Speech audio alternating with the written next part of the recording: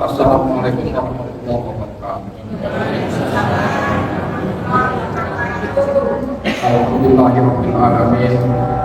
Wa bihi nasta'inu ala umuri dunya waddin. Wassalatu wassalamu ala asyrofil anbiya'i wal mursalin wa ala alihi washabbihi ajma'in. Rabbi shrah li sadri wa yassir li amri wa hlul 'uqdatam min lisani yafqahu qawli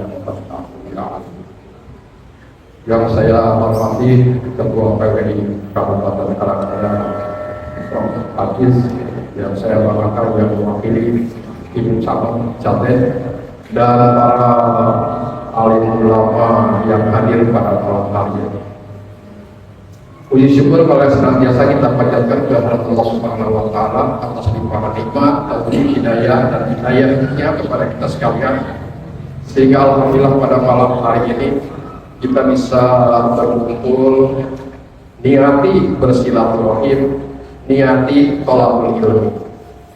Salawat dan salam semoga dicurahkan kepada junjungan kita Nabi besar Muhammad sallallahu alaihi wasallam, para keluarga, sahabat dan pengikut setia hingga akhir zaman. Sebelum melanjutkan materi saya, ini ada pesan dari panitia dari Ibu Bundalis suruh membacakan pantun. Mainkan gamelan bunyinya merdu, irama budaya mengikat hati, perjuangan dakwah penuh pintu, jaga Indonesia bersinar karena PWI.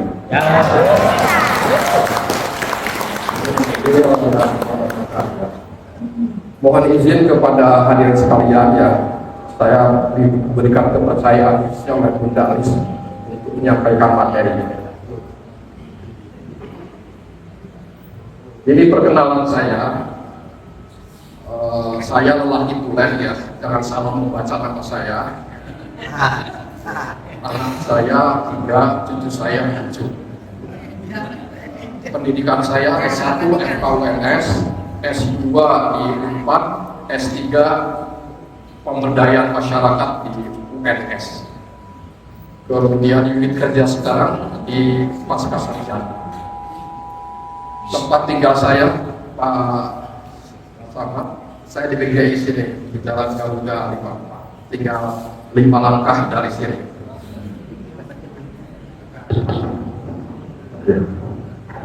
Ya. Baik. Jadi mohon izin kepada para Pak Kiainya. Ini hasil kontemplasi saya sejak mahasiswa. Ya, saya terus terang saja waktu mahasiswa tugasnya pengkaderan. Jadi inilah hasilnya. Dan saya pernah pesantren Pak, walaupun kecil-kecilan. Jadi di Cirebon itu ada 3 pesantren besar. 1 Punten, Babakan Ciwaringin, kemudian Kempek. Saya di Babakan Ciwaringin 3 tahun. Karena Pak Kiai pesantren sambil SMP pesantren. Jadi kita tahu bahwa kita ini manusia ini asal terdiri dari tubuh, jasad, badan. Kita tahu bahwa tubuh ini berasal dari tanah. Nabi bersabda, "Kullukum min Adam," kalian semua dari Adam. Wa Adamu min turab, Adam itu asalnya dari tanah. La fadla lil arabiyyin al-azam, tidak ada keistimewaan orang Arab terhadap orang Azam, non Arab, Badui, illa bitaqwa. Kemudian yang berikutnya, ditiupkanlah ruh ilahi roh, ya. Summa sawwahu wa nafakha fihi bi ruhihi. Pada saat usia kandungan ibu 100 hari 3 bulan ditiupkanlah ruh ilahi. Maka bayi dalam kandungan hidup. Sehingga manusia itu ada 2 unsur, ada unsur tanah dan ada unsur roh ilahi. Makhluk yang paling hina itu adalah tanah. Istilah Al-Quran disebut tin, sulalatum min tin, sampai disebut lumpur, bau, di atasnya air bergerak, dia tenang saja, itulah tanah. Jadi makhluk yang paling hina tanah, walaupun kita sumber asal dari tanah. Untuk menyeimbangkan antara tanah yang hina dengan ruh ilahi, kita harus ibadah. Wa ma khalaqul jinna wal insa illa liya'budun. Ibadah itu untuk apa? Mengendalikan kebutuhan jasmani, memacu kebutuhan rohani. Akhirnya kita mencapai derajat takwa. Takwa secara lugawi imtithalu awamiri wajtinabu nawahi, melaksanakan perintah, meninggalkan larangan. Kemudian di samping itu pula di dalam tubuh ini ada roh, ada qalbu, hati. Nah, hati ini memang banyak terjemahannya. Ada hati dalam arti jantung, ya, jantung, karena ternyata jantung ini berhubungan dengan jiwa. Katakanlah kalau kita sedang stres, jantungnya berdebar-debar, ya. Tapi ada yang berpendapat justru hati ini hati ketuhanan, ya. Tertarik dari tubuh dalam rangka menentukan kebutuhan primer harus mampu mengendalikan. Kalau mampu mengendalikan, maka kita menjadi ahsani takwim. Tapi kalau tidak mampu, ya asfala safilin, ya. Kemudian berikutnya di sini ada jiwa, an-nafs, ya. Ya, yang terkenal ada nafsu amarah, nafsu lawamah, dan ada nafsu mutmainnah. Nah, jiwa dimasukkan ke jiwa karena di sini ada inna nafsal amarah bismi, inna ma rahimah rabbi, inna rabbi ghafurur rahim. Jadi nafsu amarah itu bawaannya itu ya amarah. Dan tanda gejala pertama orang penyakit jiwa marah-marah, ya, marah sama ibunya, marah sama atasannya, ya, marah yang pertama kali, ya, itu amarah ini. Nah, diharapkan amarah ini digeser menjadi nafsu lawamah, nafsu yang penuh dengan penyesalan, habis berbuat maksiat, menyesal, tobat lagi, bertobat lagi, dan seterusnya. Diharapkan menjadi nafsu lawamah. Jadi tadi sudah disebutkan ya, dalam tubuh kita ini ada badan manusia yang kelihatan ini badannya. Dalam bahasa Arab itu disebut ada jisim, ada jasad, ada juga al-badan. Tapi semuanya merujuk kepada badan kita ya. Kemudian ada qalbu ya. Qalbu itu didefinisikan sebagai pusat kesadaran emosi spiritual, tempat bersemayamnya iman dan nafsu, mudah bergejolak. Sehingga kalau kita sebelum sholat biasanya ya muqallibal qulub tsabbit qalbi ala dinik, karena terus bergejolak kalbu itu ya. Tetapi kalbu itu hati kabin ya, itu tadi fisiknya jantung ya. Kemudian di sini ada fungsi qalbu ya, sebagai pusat spiritual, emosi, mudah berubah, kemudian penentu keputusan. Tapi dia keras, kebidatangan, kesetanan, tapi ada juga unsur ketuhanan. Nah, ini penyakit hati mungkin sudah diperkenalkan oleh Pak Kiai. Ya, kita lanjutkan saja. Kondisi hati sudah, yang penting di sini ujung-ujungnya adalah qanaah, merasa cukup apa yang ada. Ya. Kemudian di sini ada ruh ya. Didefinisikan ruh itu zat yang memiliki sifat tersendiri, jisim nuraniyah. Ya. Amat tinggi kedudukannya dan hidup, tapi bisa berpisah meninggalkan tubuh. Allah memegang jiwa orang ketika matinya dan memegang jiwanya yang belum mati di waktu tidur. Ya. Jadi kita tidur itu mati sementara gitu ya. Nah, kemudian jiwa ini juga tadi sudah disampaikan, jenis-jenis jiwa, nafsu amarah, ya, tidak mau beribadah, mengajaknya maksiat. Ya. Solusinya adalah pendidikan pengajaran agama Islam dan keteladanan. Kemudian nafsu lawamah sudah mulai ada evaluasi diri, ada muhasabah diri tentang kebaikan dan seterusnya, sampai akhirnya nafsu mutmainnah. Ya ayuhan nafsul mutmainnah irji'i ila rabbiki radiyatan mardiyah fadkhuli fi ibadi wadkhuli jannati. Kemudian nafsu mutmain ada lagi tambahan yang lain ya. Nah, nafsu mutmainah ini bawaannya tenang. Saking tenangnya, udah dari pengajian tidur.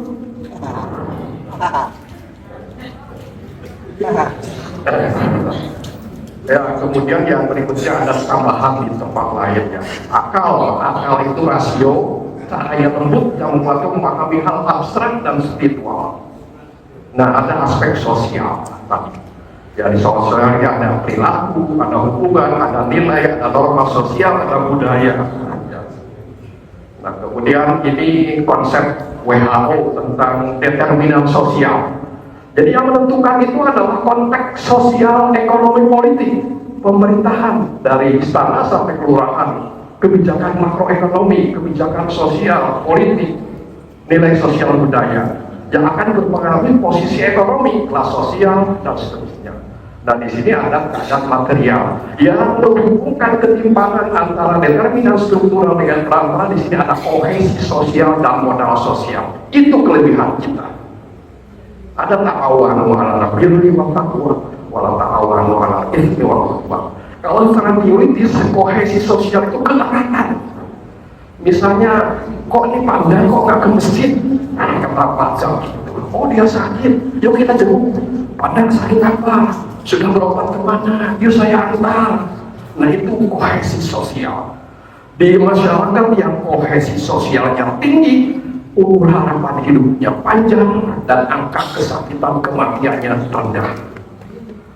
Baik, lanjut. Ini total teoritis. Nah, kemudian ini definisi kesehatan. Definisi kesehatan tidak berubah sejak WHO tahun 48 merumuskannya, yaitu keadaan sejahtera fisik, mental, sosial, bukan hanya bebas dari penyakit. Undang-Undang RI nomor 17 2023 kesehatan adalah keadaan sehat seseorang baik fisik, jiwa, sosial, dan bukan hanya bebas dari penyakit dan hidup. Jika kita kenal ada kesehatan holistik, yaitu jasmani, rohani, sosial, spiritual, dan produktif. Kemudian apa bedanya kesehatan dengan sehat? Kalau sehat itu berarti memiliki kesehatan yang baik, baik-baik saja, ya, tubuh dan pikirannya tidak. Jadi lebih dan definisi sehat menurut orang berbeda-beda, ya, termasuk persepsi individu, ya. Kemudian yang berikutnya ini tadi yang akan kita bahas, ya, kesehatan jasmani itu intinya semua organ tubuh kita berfungsi, ya. Ya, kemudian yang kesehatan rohani yang paling utama adalah sakinah, ketenangan. Kemudian kesehatan spiritual adalah fitrah dan takwa. Nah, kesehatan sosialnya adalah silaturahim, produktifnya beramal soleh. Nah, ini peta penyakit jasmani dunia. Jadi penyakit infeksi belum tertanggulangi, ada TBC, HIV, malaria, diare, ispa, prenatal. Tetapi penyakit degeneratif orang tua bermunculan, jantung iskemik, ada stroke, dan ada kecelakaan lalu lintas. Jadi kita menghadapi double burden, penyakit menular belum tertanggulangi, penyakit degeneratif sudah bermunculan. Nah, untung kita punya BPJS sudah meluncurkan program Prolanis untuk lanjut usia, khususnya untuk hipertensi dan diabetes mellitus. Jadi kesehatan mental itu emosi, kejiwaan, psikis, ya, tentang emosi, psikologi, sosial, cara berpikir, bertindak, mengatasi stres, produktif, dan seterusnya. Jadi caranya menjaga kesehatan mental itu adalah gaya hidup sehat, ya, menjaga gizi, olahraga teratur, tidur cukup, kelola stres, lakukan relaksasi, sholat, meditasi, yoga, hubungan sosial, silaturahim, merawat diri, dan menjaga keseimbangan antara pekerjaan dengan pribadi. Kemudian penyebab gangguan mental ini pertama cedera pada kepala, banyak itu. Begitu cedera pada kepala, terakhir dia penyakit mental.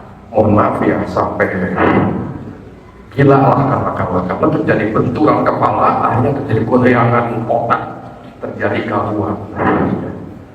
Kemudian ada genetika. Hampir semua penyakit sekarang itu ada faktor keturunan, termasuk penyakit jiwa. Ada keturunannya. Kalau dulu hanya tertentu saja, diabetes mellitus, turunan, ya.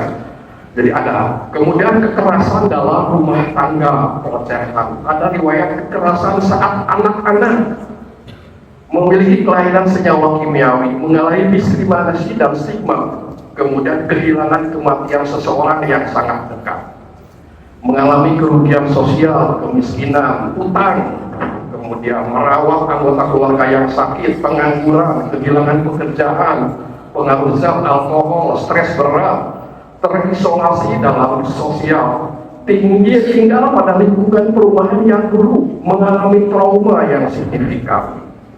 Nah, ini gejalanya belum terlihat. Pertama kali belum terlihat dulu.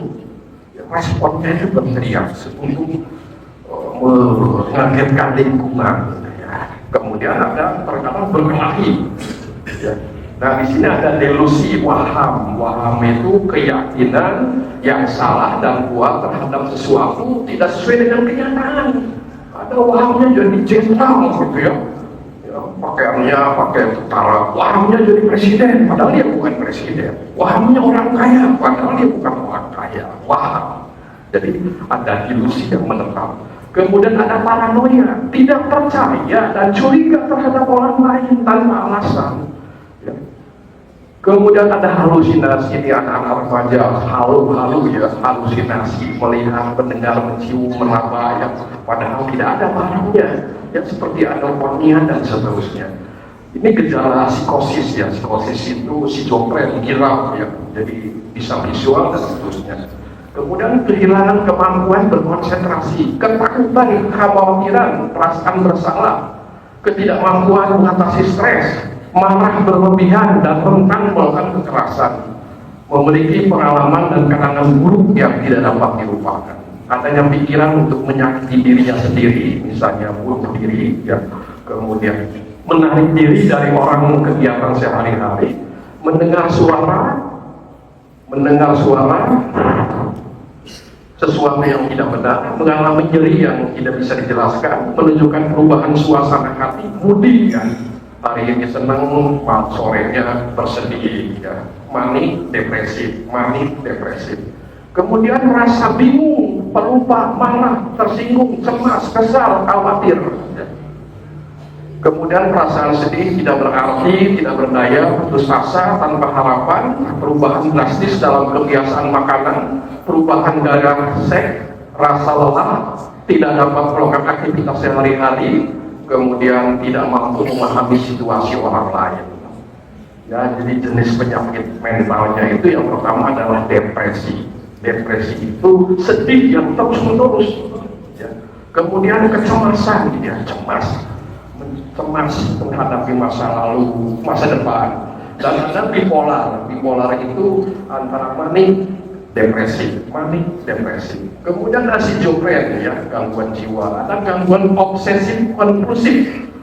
Obsesif kompulsif itu was-was ya. Sudah dulu belum balik lagi. Di rumah sudah dikunci belum balik lagi. Obsesi kompulsif, was-was. Ya. Kemudian yang berikutnya di sini ada gangguan stres pasca trauma. Ya. Jadi tadi sudah ya, jasmani itu prinsipnya semua organ berfungsi dengan baik. Mental tadi ya sakinah, yang penting sakinah. Semua ibadah tazkiyatun nafsi untuk membersihkan jiwa yang tenang. Sampai akhirnya terjadi ibadur rahman. Nah, ini beberapa ayat yang tentang sakinah ya, yang tentang janganlah tahzan innallaha ma'ana, misalnya waktu Nabi hijrah dengan Abu Bakar ya. Jadi sangat terkenal begitu ya. Kemudian sosial tari silaturahim, dan yang terkenal misalnya ya ayyuhannas kita khalaqakum min dzakarin wa untha wa ja'alakum syu'uban wa ta'arufu inna akramakum indallahi atqakum. Ini dimensinya silaturahim, saling mengenal, saling mengasihi, menghormati, menasehati, tolong-menolong, persaudaraan dan menjaga persatuan. Ini yang terakhir spiritual, takwa, fitrah dan ketakwaan. Ya. Fitrah itu definisinya adalah potensi manusia yang dibawa sejak lahir untuk mengetahui agama yang benar dan Allah yang menciptakannya sebagai khalifah beragama Islam. Fitrahnya itu yang pertama berketuhanan yang Maha Esa. Waktu di Lauhil Mahfuz, roh kita ditanya, alastu birabbikum, bukankah aku ini Tuhanmu? Qalu bala syahidna. Jadi roh kita roh Islam. Kemudian roh itu ditiupkan ke kandungan ibu. Kemudian akhirnya dilahirkan. Kullu mauludin yuladu alal fitrah. Fa'abawaihi ayyuhawidanihi ayyunassidai. Setiap bayi lahir fitrah, ibu bapaknya lah yang menyebabkan Yahudi, Nasrani maupun Majusi. Kalau lahirnya di keluarga Muslim, diajari telinga kanan, dikomati telinga kiri. Kemudian ini tentang ketuhanan, banyak ayatnya ya. Kemudian berikutnya beragama tauhid ya, yang paling terkenal di sini al-yawma akmaltu lakum dinakum wa atmamtu alaikum nikmati wa raditu lakumul Islam dinan. Inna dina indallahil Islam. Agama yang benar itu Islam. Ya, itu komitmen kita. Kemudian makhluk yang suci tadi kemudian yuladu ala fitrah. Manusia lahir itu fitrah, suci bersih. Kemudian makhluk mulia, innama bu'itsu liutammima makarimal akhlak. Aku diutus untuk makarimal akhlak. Kemudian makhluk sosial tadi ya sudah disampaikan, bermartabat tinggi ya, khalaqal insan fi ahsani taqwim. Yang terakhir adalah ibadah. Mungkin kemudian ini fitrah itu harus keadilan dan keseimbangan, ruhiyah, fikriyah, jasadiyah. Ruhiyah itu jiwa, sufismenya kalau kita condong ke jiwa jadi sufisme atau menjadi fikriyah atau wali dan seterusnya. Summa orang kita alladzina stofena min ibadina. Kami wariskan kitab Al-Quran ini kepada hamba pilihan. Masalah takwa silakan nanti dilanjut pada acara-acara selanjutnya. Ciri-ciri orang yang bertakwa. Kemudian yang penting di sini produktif beramal soleh. Ya, produktif beramal soleh. Dan amal soleh itu perbuatan itu sesuai dengan agama ajaran Islam. Dan yang kedua, perbuatan itu tujuannya mendapat ridho Allah. Seperti di dalam surah Kahfi yang di situ disebutkan ya, barang siapa mengharap berjumpa dengan Tuhannya maka hendaklah ia mengerjakan amal soleh. Wa man kana yarju liqa'a rabbih falyamal amalan shalih wa la yusyrik bi ibadati rabbih ahad. Baik, ini selanjutnya sampai di sini. Terima kasih, mohon maaf koleksi barangkali ada yang ingin disebutkan. Terima kasih. Wassalamualaikum warahmatullahi wabarakatuh.